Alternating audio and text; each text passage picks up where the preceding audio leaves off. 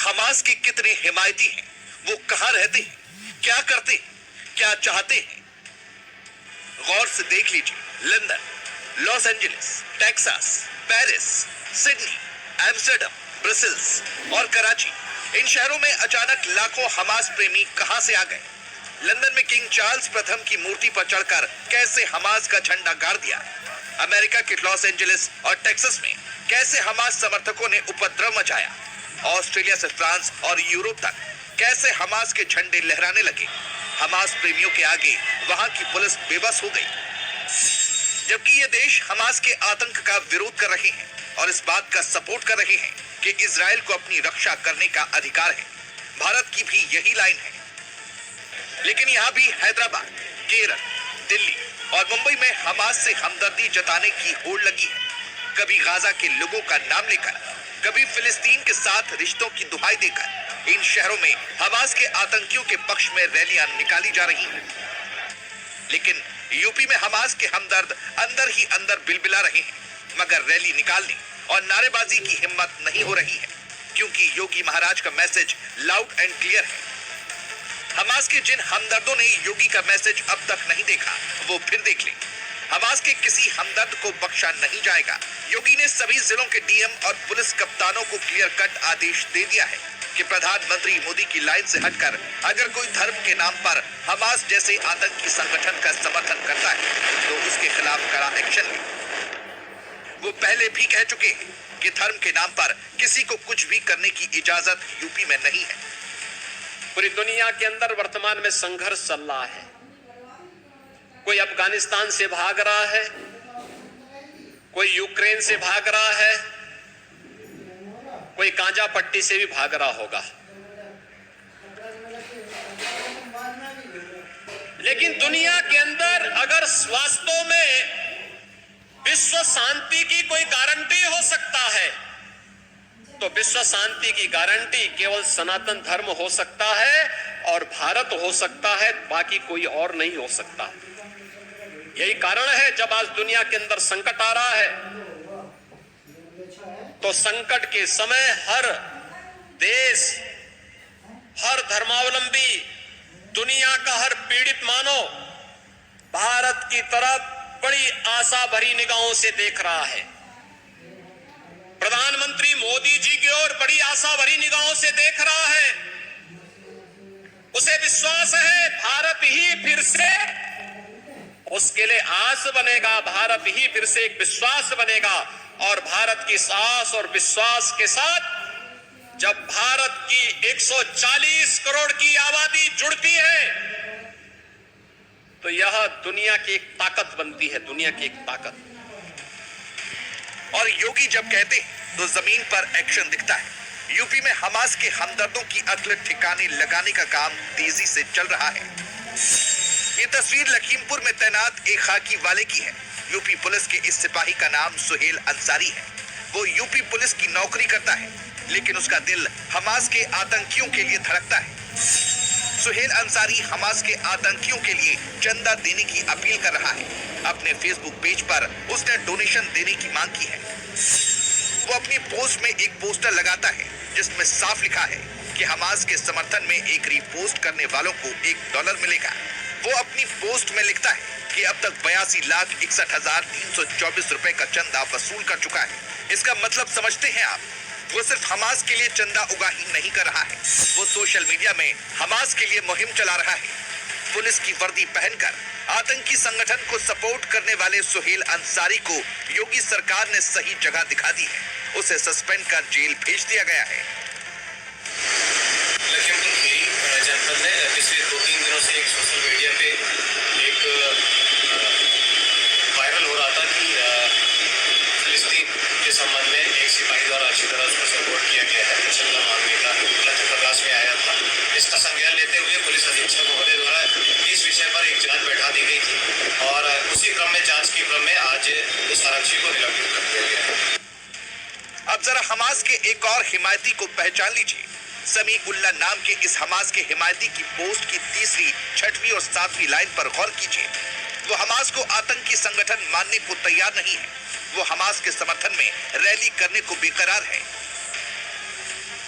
बदायूं में फराज नाम के एक शख्स को हमास से इतना प्यार जागा कि सोशल मीडिया में आजादी के नारे लगाने लगा। फिर क्या हुआ? बदायूं के फैजगंज थाना बेहटा की पुलिस एक्टिव हुई। उसका पता ठिकाना तलाशा गया तो पता चला कि वो बदायूं के दुंदपुरा गांव का रहने वाला है और उसके पिता का नाम असलम है। फराज के खिलाफ FIR दर्ज हो चुकी है। उसका हमास प्रेम ठंडा पड़ चुका है। अब नोएडा के इस हमास प्रेमी की शक्ल भी देख लीजिए। ये नोएडा से सटे जेवर का रहने वाला है। इसका नाम वाजिद और पिता का नाम मोहम्मद अली है। इस पर भी आरोप है कि सोशल मीडिया पर हमास के नाम पर भड़काऊ पोस्ट कर रहा था। उसे गिरफ्तार कर लिया गया है। बरेली में दानिश और फैजल सिद्दीकी भी सोशल मीडिया पर हमास और फिलिस्तीन के नाम पर भड़काऊ पोस्ट लिख रहे थे। हिंदू संगठनों ने उनकी शिकायत की तो पुलिस ने दोनों को अंदर कर दिया। अलीगढ़ मुस्लिम यूनिवर्सिटी में हमास के हिमायतियों पर योगी सरकार का सख्त एक्शन जारी है। 4 छात्रों के खिलाफ केस दर्ज किया गया है। बीजेपी के राज्यसभा सांसद हरनाम सिंह यादव ने भी अलीगढ़ मुस्लिम यूनिवर्सिटी के हमास प्रेमियों पर सख्त एक्शन की मांग करते हुए मुख्यमंत्री योगी आदित्यनाथ को चिट्ठी लिखी है। बीजेपी नेता संगीत सोम ने अलीगढ़ मुस्लिम यूनिवर्सिटी के छात्रों पर निशाना साधते हुए पूछा है कि शहर में रेडी पटरी वालों से जो चंदा धर्म के नाम पर वसूला जा रहा है वो कहां जा रहा है? कहीं भारत में भी हमास जैसा संगठन खड़ा करने की साजिश तो नहीं हो रही? मैं एजेंसियों से कहना चाहता हूं, पुलिस से कहना चाहता हूं, इसकी जांच होनी चाहिए। वो रुपया कहां जा रहा है, किसी के अकाउंट नहीं है। वो क्या हिंदुस्तान में नया समाज जैसा आतंकवाद खड़ा करने की कोई फंडिंग इकट्ठी हो रही है क्या? क्या ये फंडिंग इकट्ठी की जा रही है क्या? आज समझिए दोस्तों, तो इसी तरीके का कुछ बड़ा करने के लिए फंडिंग इकट्ठी होती है। हर हफ्ते इकट्ठा की जाती है वो फंडिंग। दोस्तों आप लोगों से कहना चाहता हूं, क्षत्रिय समाज के लोग बैठे हैं कि इस पर ध्यान देने की जरूरत है। एजेंसी तो ध्यान देंगे भी, लेकिन इस तरीके के लोगों को मुंह मचलने का काम भी हमें लोगों को करना है, हमें ही करना है। लेकिन यूपी के कुछ नेता हमास और इजराइल की लड़ाई में अपनी अलग लाइन लेकर वही कर रहे हैं जो हमास प्रेमी गैंग कर रहा है। SD हसन इजराइल को शैतान कह रहे हैं, लेकिन हमास ने जो किया वो यूपी के मुसलमानों को नहीं बता रहे। हमास ने इजराइल के किबुत्ज इलाके में दसियों बच्चों को उनके माता पिता के साथ पहले तार से बांधा और फिर जिंदा जला दिया। ये रिपोर्ट फॉरेंसिक जांच के बाद डॉक्टरों ने बनाई है। लेकिन हमास की इस घिनौनी हरकत के बावजूद SD हसन की नजरों में इजराइल ही शैतान है। देखिए, हमास ने जो करा वो अच्छा नहीं कर, सबको मालूम है। लेकिन अब जो हो रहा है, जो एक आतंकवादी स्टेट से एक आतंकवादी संगठन अगर लड़ रहा है तो है तो दोनों वही। अगर कोई इसराइल का समर्थन कर रहा है उसके लिए मुख्यमंत्री जी क्या कहेंगे, जरा ये भी उनसे मालूम करेंगे। क्या उनको उन मासूम बच्चों की गिरियाओं जारी नजर नहीं आ रही जो भूखे प्यासे जख्मी हालात में गाजा के अंदर रोते बिलखते हुए अपनी जिंदगी गुजार रहे हैं और सांसें तोड़ रहे हैं? हेमंत बिस्वा जी को उन बच्चों का ख्याल नहीं आ रहा। आपको ख्याल, ये वेस्टर्न मीडिया ने जो प्रोपेगेंडा करा कि 40 बच्चों के सर काट दिए, कहाँ है वो 40 बच्चों की लाशें? कहाँ है? किस मीडिया ने दिखाया?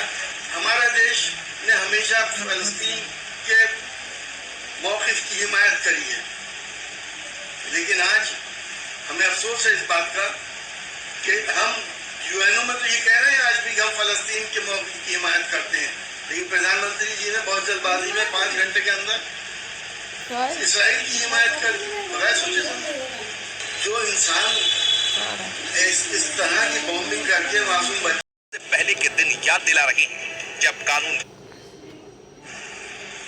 लेकिन आज हमें अफसोस है इस बात का कि हम UN में तो ये कह रहे हैं आज भी हम फलस्तीन के मौक़िफ़ की हिमायत करते हैं, लेकिन प्रधानमंत्री जी ने बहुत जल्दबाजी में 5 घंटे के अंदर इसराइल की हिमायत कर दी। बगैर सोचे समझे जो इंसान इस तरह की बॉम्बिंग करके मासूम बच्चे, औरतें, बूढ़ों को मार दे, उसे क्या आप फरिश्ता नहीं है, शैतान नहीं कहेंगे तो और क्या कहेंगे?